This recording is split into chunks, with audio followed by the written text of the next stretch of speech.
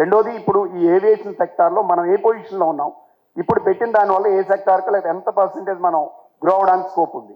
ఏవియేషన్కి సంబంధించి domestic markets world wide తీసుకుంటే మనం థర్డ్ పొజిషన్లో ఉన్నాం.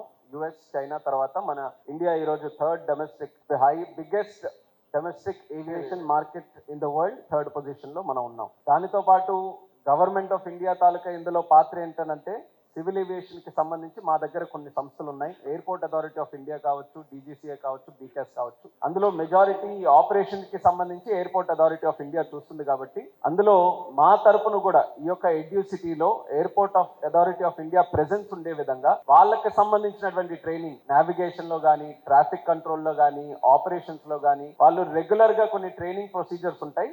వాళ్ళ ప్రెసెన్స్ కూడా ఇక్కడ ఉండేటట్టు మేము కూడా అందులో ఇన్వాల్వ్ అవ్వడానికి ఒక నిర్ణయం మేము కూడా తీసుకున్నాం. దానితో పాటు ఇంకా ఇతరత్ర మెయింటెనెన్స్ ఎంఆర్ఓ ఏదైతే అన్నారో ఎంఆర్ఓకి సంబంధించి ఆల్రెడీ చంద్రబాబు నాయుడు గారు ఒక డెసిషన్ తీసుకొని ఎయిర్పోర్ట్కి సంబంధించి ఎంఆర్ఓకి మనకి ఎయిర్పోర్ట్కి ఆనుకునే ల్యాండ్ ఉంటే ఫ్లైట్లు అక్కడికి వచ్చి వాళ్ళకి మెయింటెనెన్స్ కానీ రిపేర్ కానీ ఓవర్హాల్ కానీ ఏదైతే ఆ యాక్టివిటీ ఉంటుందో అది ఎయిర్పోర్ట్తో ఆనుకుని ఉన్న యాక్టివిటీ కాబట్టి 500 acres ఆల్రెడీ కేటాయించాం. జిఎంఆర్ గ్రూప్ కూడా దాని మీద ప్రత్యేక దృష్టి పెట్టి ఈ రోజు హైదరాబాద్లో ఎంత ఎంఆర్ఓ కెపాసిటీ అక్కడ జరుగుతుందో దానికి ధీటుగా విశాఖపట్నంలో కూడా ఎస్టాబ్లిష్ చేయాలని వాళ్ళు కూడా ఒక నిర్ణయం తీసుకొని ఆల్రెడీ దానికి సంబంధించినటువంటి కంపెనీస్తో కూడా మాట్లాడుతున్నారు.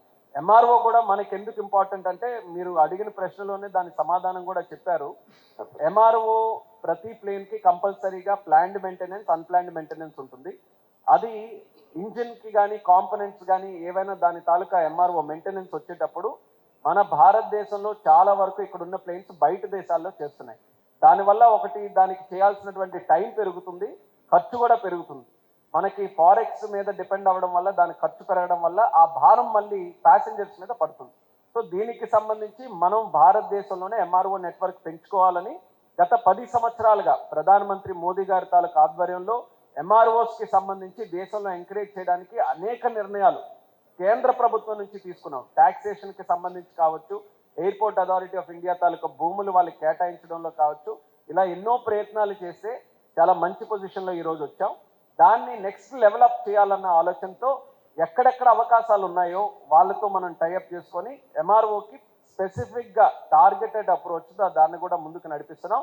ఆ ప్రయత్నంలో ఖచ్చితంగా భోగాపురం ఎయిర్పోర్ట్ కూడా అందులో మనం పెట్టుకొని ఇక్కడ కూడా అంతర్జాతీయ స్థాయిలో భోగాపురంకి మన అడ్వాంటేజ్ ఎలా భావిస్తున్నాం అంటే సౌత్ ఏషియన్ మార్కెట్, మనకి సౌత్ ఈస్ట్ ఏషియాలో ఉన్న మార్కెట్ కానీ లేకపోతే గల్ఫ్ ఏరియాల్లో కానీ వాళ్ళందరికీ సంబంధించినటువంటి ఒక ఎంఆర్ఓ హబ్గా హైదరాబాద్ ఆల్రెడీ అయింది, దాని కెపాసిటీ అంతవరకు ఉంది కాబట్టి అడిషనల్ కెపాసిటీ మనం ఇక్కడ చేసే విధంగా ఇది ఒక హబ్గా చేయాలని ఆలోచనతో కేంద్ర ప్రభుత్వం ఎక్కడ అవకాశం ఉంటే వాళ్ళతో కోఆర్డినేట్ చేసుకోవడానికి, వాళ్ళతో పాటు కలిసి పనిచేయడానికి అలాంటి ఎక్కడ అవకాశం ఉన్నా సరే కేంద్ర ప్రభుత్వం తరఫున మా పూర్తి సహకారం ఈ యొక్క ప్రాజెక్ట్కి మేము అందిస్తున్నాం.